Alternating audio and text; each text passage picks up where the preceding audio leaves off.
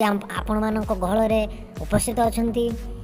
आपण मानकर बाबू आम समस्तंकर बाबू मिस्टर नवीन बाबू जहाँ आम कि आज प्रश्न पचारू आउ से प्रश्न से उत्तर देवे। तो चलतु आज कार्यक्रम अदालत आपण को स्वागत करवा। नवीन बाबू आपण दीर्घ 20 वर्ष है ओडिशा शासन करशा को कौन देती आपणकर क्यों जनहितकर कार्यक्रम द्वारा आपण को अधिक रु अधिक फायदा मिली? देखंतु सत कहवाकू गले मते अधिकरू अधिक फायदा मिलता जिनसटी हूँ टंकाटिया चाउल आ 5 टंकिया चिकेन झोल। देखो नवीन बाबू 2019 निर्वाचन पाखे आसला तो आपण यहाँ कौन प्रस्तुति कर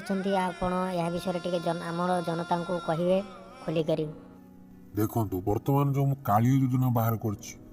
बुझिपारे यार मेन रिजनटा हूँ कि लोक मानू केमिति ना केमिति भोट टाक मो आड़ को आने ही मुझे कालिया योजना बाहर कर देखो समस्त 10-10 हजार टंका पाइबे जेहेतु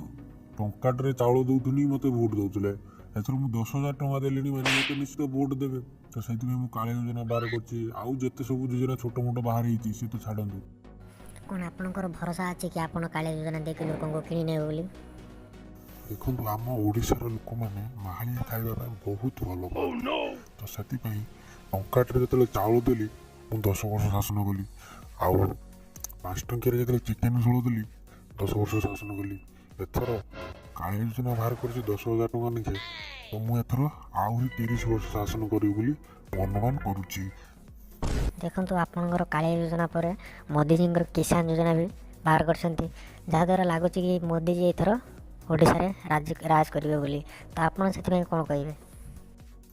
मत कहीं लगुनि एथर मोदी जी आसला भाया कहीं देखो मुझे दूसरी 10,000 टंका वर्ष को मोदी जी दौरान 6,000 टंका 4,000 टंका मोदी जी कम दौरान तो लोक कहीं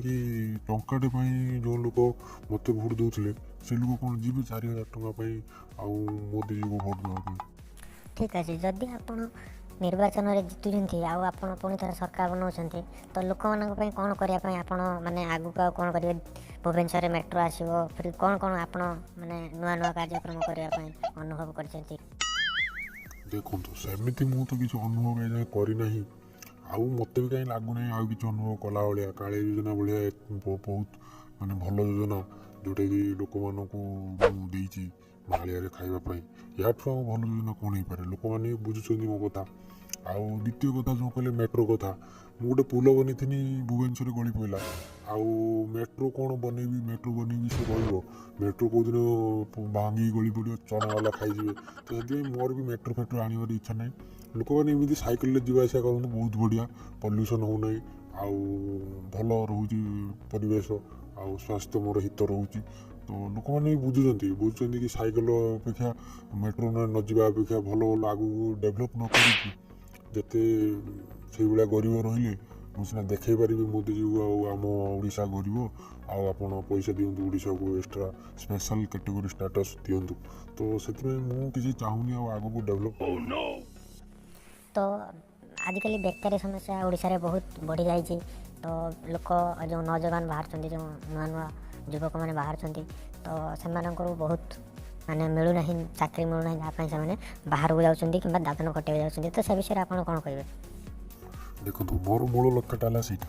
जदि मुझे लोक मान कम देदेवी आउ लोक मान पाखे पैसा पहुँचो सी मोर जो 10,000 टंका आउ 5,000 टंका को अनेक बसवे ना टंकाटे चिकेन भात खाइबे ना टंकाटे चाउल ने ना 5 टंका चिकेन झोल खाइबे। तो से मुझे चाहूँ ओडिशा गरीब रो